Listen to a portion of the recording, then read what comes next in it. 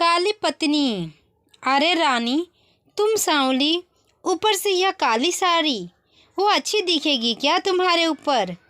पहले ही तुम्हारे रंग को देखकर लोग ताना मारते हैं। पूरब रानी को बोला, देखो ना पूरब, मैं बोलती तो कहती सास बोलती रहती है। हमेशा ऐसा लगता है जैसे कौवे को काला टीका लगाया हो। पति और सास का बोलना सुनकर जरा उदास हो गई। वो काली नहीं थी, कृष्ण वर्णीय और रानी नाक नक्शों में अच्छी थी, पर पति और सास कलर को लेकर रानी को हमेशा ताना मारते थे। क्या करेगा वो अभी? वह गोरा और रानी कृष्ण वर्णीय जैसी थी। लोगों का क्या, वो तो नाम रखने में पीएचडी होते हैं। ब्लैक और वाइट जोड़ी बोलते थे दोनों को। पूरब का मन वैसे साफ था।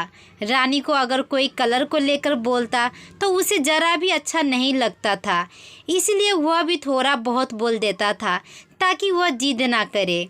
लेकिन जब वह बोलता था तो उसे इस बात का पछतावा होता था। उसकी माँ घर में हमेशा करवाट रखती थी। आज भी वैसा ही हुआ।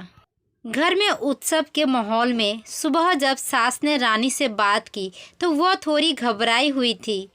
उसका चेहरा भी शांत था। पूरब वास्तव में खुद पर शर्मिंदा था।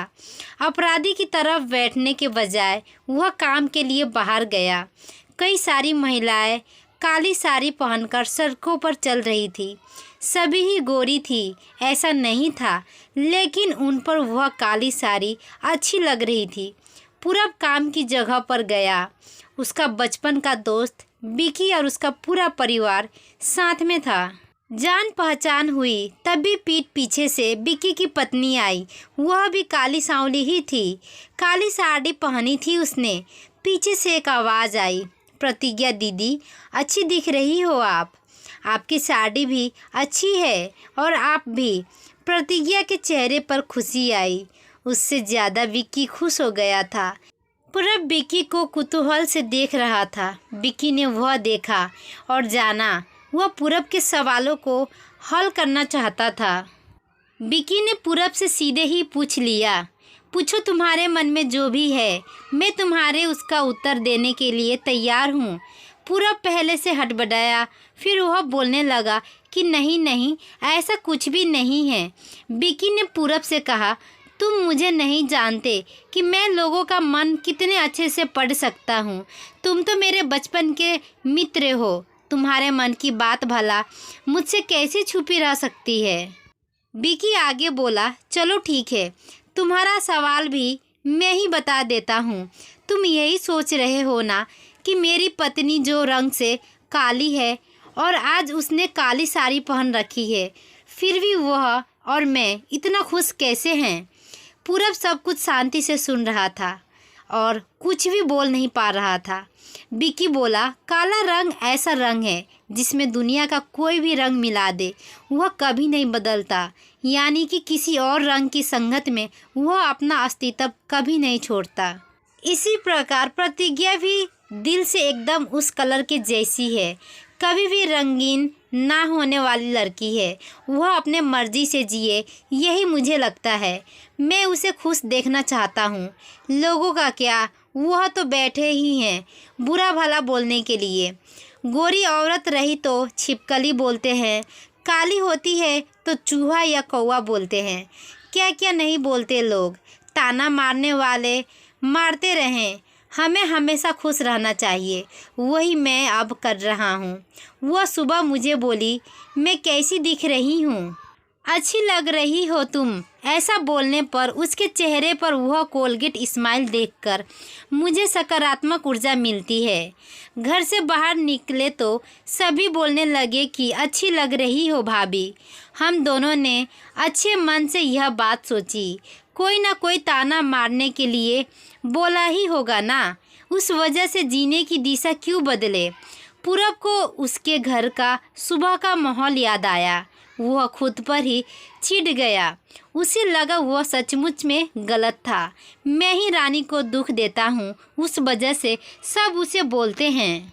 अब मुझे ही अपनी भूल सुधार कर उससे माफ़ी मांगने होगी। उसने हंसते हुए बिक्की को अलविदा कहा। अपना काम निपटा कर वह एक साड़ी की दुकान पर गया। रानी के लिए उसने काले रंग की साड़ी ली और घर गया। घर जाने के बाद रानी शांत बैठी थी। उसने रानी को आवाज़ दी और साड़ी उसके हाथों में दे दी। रानी को जरा अलग ही लग रहा था। उसने प्रसाधक नज़रों से पूरब की ओर देखा। उसने बॉक्स खोलकर देखा तो काले रंग की साड़ी थी। रानी, मैं लाया हूँ तुम्हारे लिए यह साड़ी। आज पहन के दिखाओ कैसी दिखती हो तुम। अच्छी नहीं लगी तो बदल देंगे साड़ी को। देखने तो दो कैसी दिखती हो तुम इस रंग में। रानी को ज़रा अच्छा नहीं लगा। चलो तैयार हो जाओ, जल्दी हम ज़रा बाहर जाकर आते हैं। एक क्लाइंट के पास जाना है, उन्होंने बुलाया है जोड़े में। पूरब का बोलना सुनकर रानी तैयार होने गई। काली साड़ी, उस पर हल्का सा मेकअप और लंबे बालों की चोटी। पूरब भी क्या, पूरब की माँ भी रानी को देखते ही रह गई। अरे लोगों की बातों में आकर मैं तुम्हें हमेशा बोलता रहा और खरा सौंदर्य किसमें है यह मैं भूल गया था। रंग दो ही हैं यह जानकर फिर हम जीना छोड़ दे क्या?